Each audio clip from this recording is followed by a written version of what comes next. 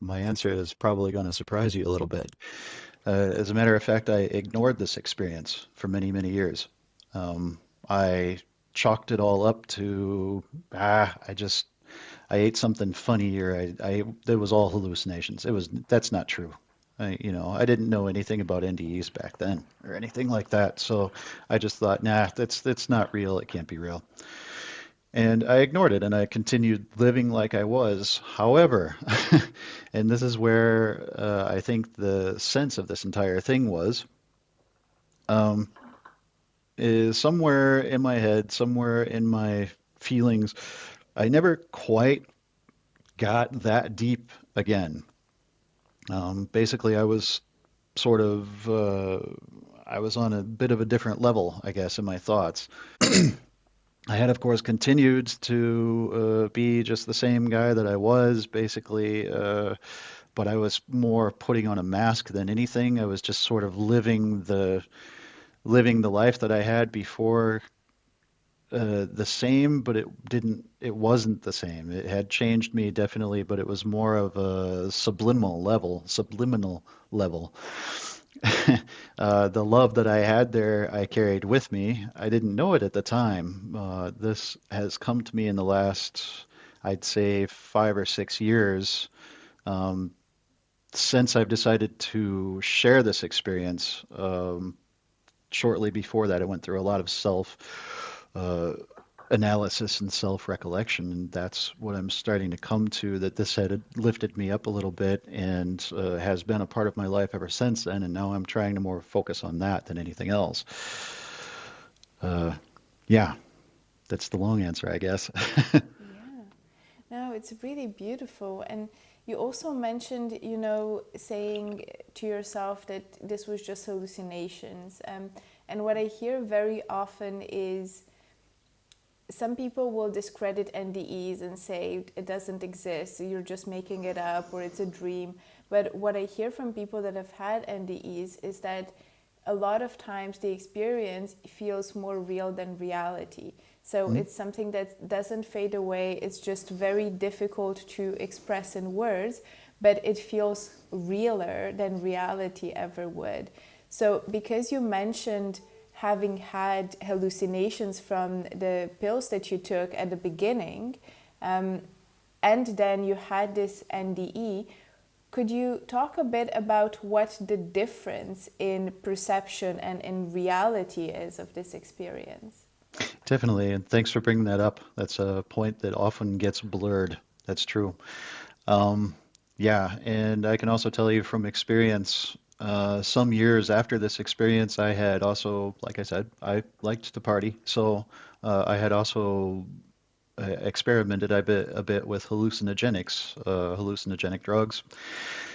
And I know the difference between a hallucination and reality, definitely. A hallucination is always sort of choppy, like time. Like I also talked about in my hallucinations, times is always like sort of it happens and then it stops and then it happens and then it stops and then you have sort of a weird vision or something waves or moves. That's a hallucination. And most of the time, you're hallucinating. When you're really, really deep in a hallucination, you might become the situation, but you are still physically you. You still physically feel yourself. You know you're there. And that's one of the big differences between reality and a hallucination. Anybody else who's had this experience can also tell you that that's basically like it is, how it is, with some differences, some mild differences. The reason why I said, okay, this is not a hallucination, my NDE, was that the feeling was that I was not physical. The feeling was also time did not stop. I didn't have moments of, oh, I don't remember this, and then that happened, and I don't remember that, but then that happened. I remember the entire thing in its entirety that I experienced completely to this day. And every time I talk about it, I just went through it in my head again. I feel like I'm experiencing it again. The good parts of it, luckily, not the bad parts. But that is that, and this ultra real, like you were talking about, it's definitely there. Um, it is also fairly impossible with human speech to explain this. There really aren't any words for it. So we all, myself included, try to do our best to explain it. A hallucination I can explain. I have words for that. But the ultra real experience of the NDE, the feeling of love that envelops and that you're a part of, you cannot put that into words, and that's the real big difference. Yeah, I think that's beautiful. And also the fact that we need to define everything and to put into Yeah, words, like we also, I think, need to learn to accept that, not everything is definable by the yeah, boundaries of speech that we've created. definitely, definitely. Yeah, I mean, I speak more than one language, and I still can't, with both languages, put anything into words any better than I do right now. Maybe that's my own limitation, but no, you're right about that. We try to define everything, we try to understand everything, and I think we do need to accept with our human brains that there are just some things that are beyond our humanity, are beyond this physicality that we're experiencing right now. Yeah, absolutely. So I also wanted to talk a bit about suicide, which I know Mhm. that is a very polarizing topic nowadays. And first of all, I want to say you're incredibly brave and open for being so vulnerable and, sharing what led to your suicide attempt and talking about it, because I can imagine it's not easy putting yourself out there and sharing that part of yourself. It's not actually, yeah.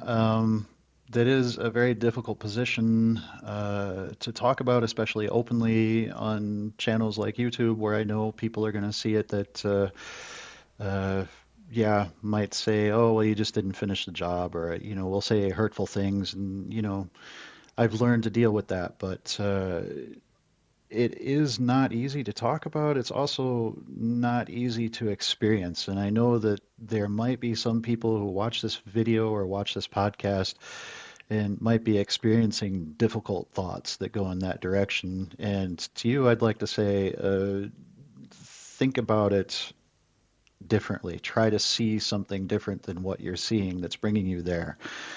There are other things in this life that are more interesting, that are exciting. You just have to try to see it. And it's very, very difficult to do that. And I understand that, but you can. um, yeah, the coming to that point, let me try to explain it in a way that maybe your viewers can understand what it's like to be in this mind frame. It's very, very difficult to explain. It's more something you have to go through. I would prefer that nobody ever goes through it because it's probably the worst thing that you can ever experience in this life. The feeling that you want to take your own life and that you're to that point that you are willing to do that is technically beyond the capacity that we have in our head, but apparently it's there. We can do it. I think that's all a part of that free will. But it's like I said, it's singular. It's just looking at one thing, but at the same time, it's feeling that. Just like I had talked to you about experiencing the feeling of love and absorption, stuff like that. When you're in the other mind frame, in the mind frame of wanting to take your own life, it's the same thing, just the other way around. Basically, you are swallowing everything that you don't like, everything that you think you don't like, everything that everybody is doing that you think you don't like. You're taking that in, you're swallowing that. You're absorbing that. It becomes you. So that's all you see. That's all you pay attention to. And as I sort of explained physically, I would say it's like walking through tar. Um, you're just drudging through, and you're going through movements that are supposed to be a part of your life, but you're not really there.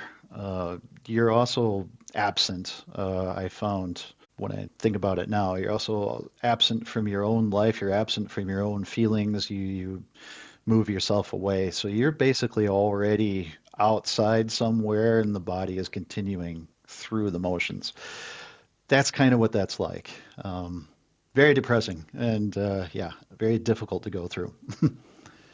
Yeah, absolutely. And it's one of those, awful things that sometimes people from the outside cannot really see of the people around us. So then we can probably also not be helpful or supportive. Definitely, and it's also difficult to see that in a person because, like I said, you're going through motions. You are smiling, you're laughing at the right jokes, you're smiling at the right things. Maybe you're even being. You also have a lot of people that are in this mind frame that are very, very funny. We talked a bit about Robin Williams, and that's the perfect example of that. He's a hilarious person, but he's just hiding basically how he's feeling with this humor, going through motions, trying so hard to show other people that, hey, I'm doing fine, I'm doing great, when in reality, he's not. And that's true for anybody who goes through that. We find a way to sort of ignore the people around us without ignoring them. Yeah. We find a way to ignore the help, basically, like I said before. But yeah, sorry, I cut you off. No, what I was going to say is, it feels much easier to go through life, I think, with a mask and just pretending to be the person that is needed Mhm. in your work, with your friends, just being whatever is needed at the moment so that they don't really look at you.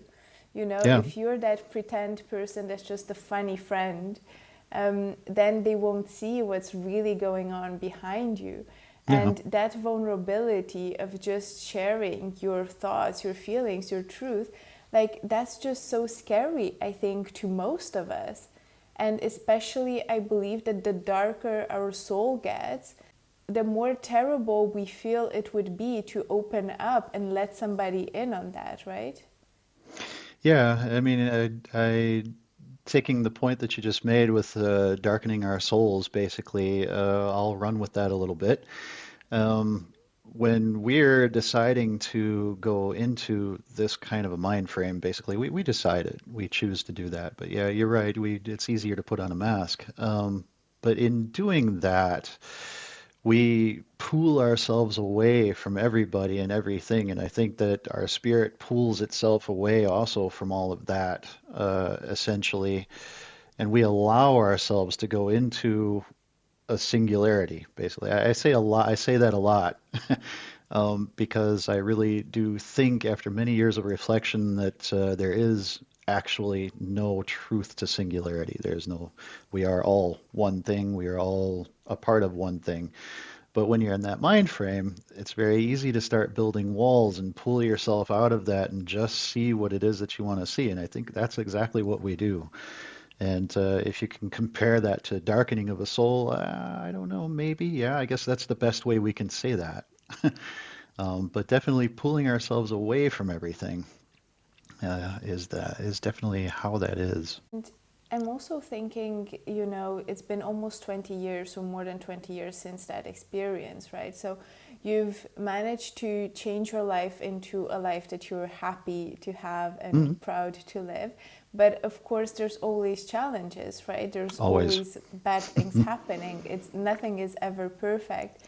So how do you now stop yourself, or do you stop yourself from ever going down that really bad place that you were in? Were you ever close to that place after that? Yeah, also a good question. Yeah, of course. I'm a human being, so I've been to the point where I've had despair again and stuff like that. I've never gotten so far that I was like, okay, now I want to take my own life. Now I'm totally finished again. I've never gotten that far. I think my experience doesn't allow me to get that far. Well, I guess with free will, of course, I could if I wanted to. I just don't want to.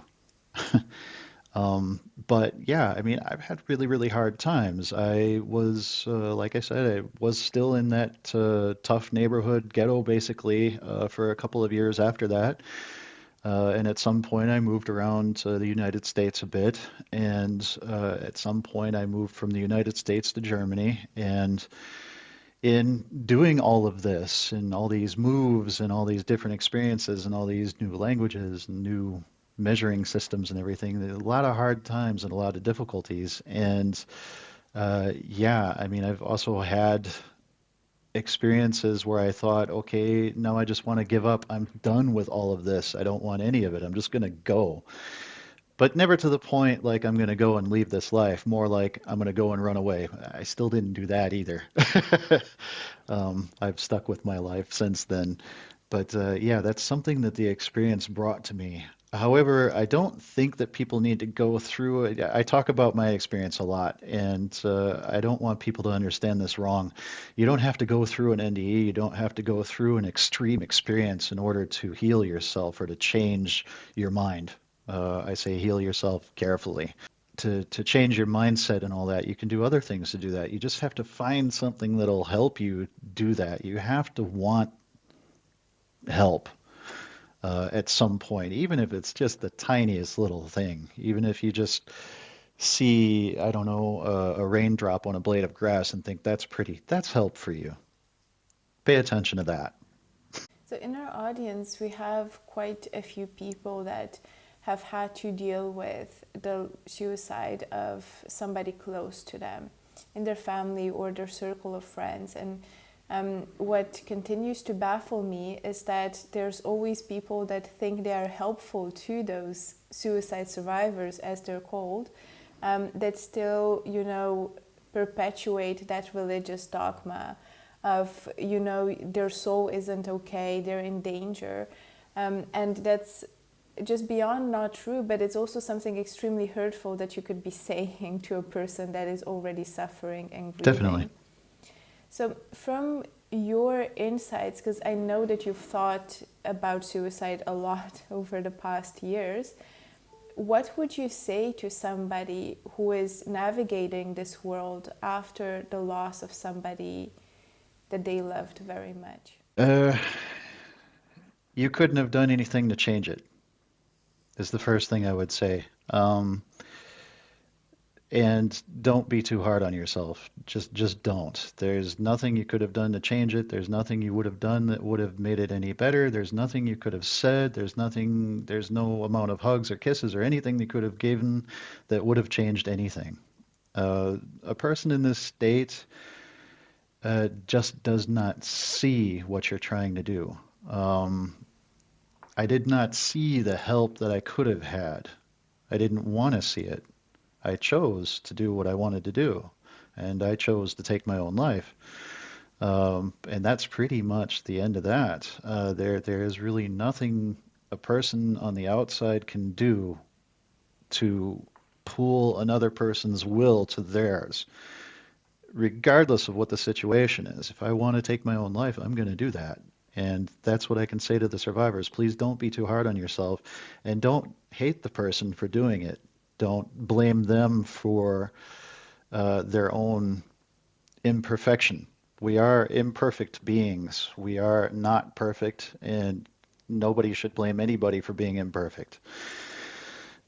Religion tends to uh, paint a picture with a purpose, and I understand that.